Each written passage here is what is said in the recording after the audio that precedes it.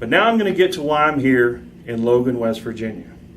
There's a young man that I just positively, absolutely had to see. I had to shake his hand. I had to come by and tell him how proud I am of him. I'm not easily impressed, but this young man impressed me greatly. And it's this young man right here. Come here, Jared. This is Jared Marcum. Jared, why does everybody know who you are? Well, you got to speak up. I was arrested. Why were you arrested? For wearing a t-shirt. I was charged with obstruction of an officer. So you're the young man we heard all about that wore your NRA t-shirt to school. Didn't it say NRA, fight for your rights? Is that what that shirt? Protect your rights. Protect your rights, and it said NRA on it. Mm-hmm. And that was unacceptable, right? It violated some made-up rule. Isn't that correct? To the teacher, yeah. Okay. So when you stood up for yourself, it's my understanding by all accounts, all the people that were there, that you were respectful, that you just stood your ground. Is that right? Did you curse at this teacher? Did you? No, sir. That's what I thought. So then what happened?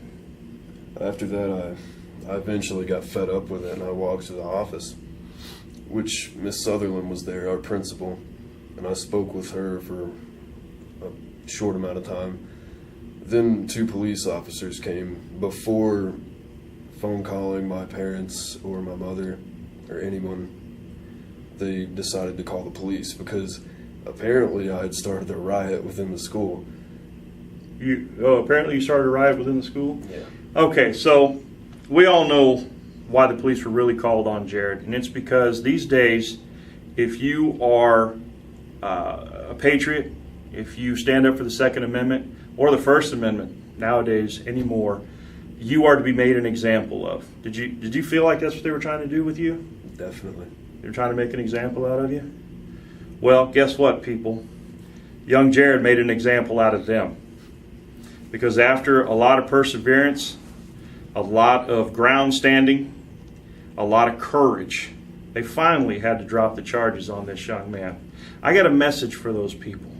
Those of you out there who've been brainwashed and you've decided that anything having to do with a gun must be bad because your college professor, some blowhard that can't get a job in the real world, so he's decided to screw up as many young people as he can because he's got tenure and he can't get fired, so he decided to just take the lid off of your head and stir your noodles a little bit, and now you're out in the world and you think that anything that doesn't make you feel good can't be tolerated.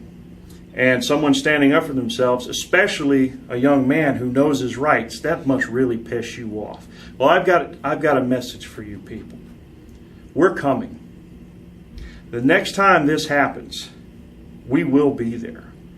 If you're one of those people out there right now who's thinking about they're going to make an example out of a young man, or they're going to expel a child for doing this on the bus, or if you're one of those people that thinks you're going to ask a young hearing impaired child, if you're going to ask his parents to change his name because the sign of his name looks like a gun, your days of doing that are numbered. We're going to stop you. We're going to stand up to you.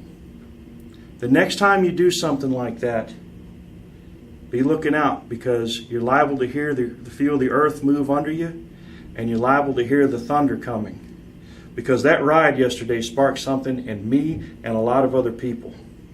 And it got put on my heart during this trip that we're going to form the Shield Foundation. And it's going to be our vehicle for supporting people who stand up for their rights. I like riding that Harley Davidson, and we're going to keep doing it. And I'm going to get together a bunch of people, and we're going to build a network across this country. And when you do it again, you're going to hear some Harleys coming your way, and you're going to have to explain yourselves to us. Now, before you go calling your lawyer because we hurt your feelings, I'm not threatening you physically. But you will meet us, and you will have to explain your actions, and you will be made an ass of. You can count on that. You can just count on it. Because this young man did a pretty good job of making asses of a bunch of people here in West Virginia. And that's right, you are asses. If you're watching this video, you're asses. And you should be ashamed of yourselves. Go crawl in a hole until you can learn to not be jagaloons, and then you can come back out and we'll let you back into the herd. Until then, go fuck yourself. The other thing I came here to, we're going to have to bleep that out. Yeah. The other, and then again, maybe not. Go on. That's true. The other thing I came here to do was one of the things that the Shield Foundation is going to do is we're going to have a scholarship in the name in honor of my father, who left me 17 years ago. By the way, just a sidebar, another reason that this motorcycle trip meant so much to me is I got to ride my father's ashes on my motorcycle cross country so we could lay them to rest. It was something that he always wanted to do, and I finally got to be able to do it. So this was a very, very special, powerful trip for me. So while we were on the trip, I decided that the Shield Foundation is going to have a scholarship, at least one. It's going to, it will start out small like you do with anything, but we're hoping to really grow this into something. And the second that the idea of the scholarship came to me, I knew exactly who our first recipient was going to be. And it's this young man right here, for his courage, his fortitude, and the example that he set for so many of us. So Jared, I want to shake your hand. It's my pleasure to present you with $500 to use towards your education or your first AR-15. I won't buy a whole one, but call me up. I'll give you a deal on one, and we'll get you in one. No problem. We appreciate you very much, and I'm extremely proud of you. Thank you. This is John Harrington saying, if you don't have your own backbone, you can borrow his.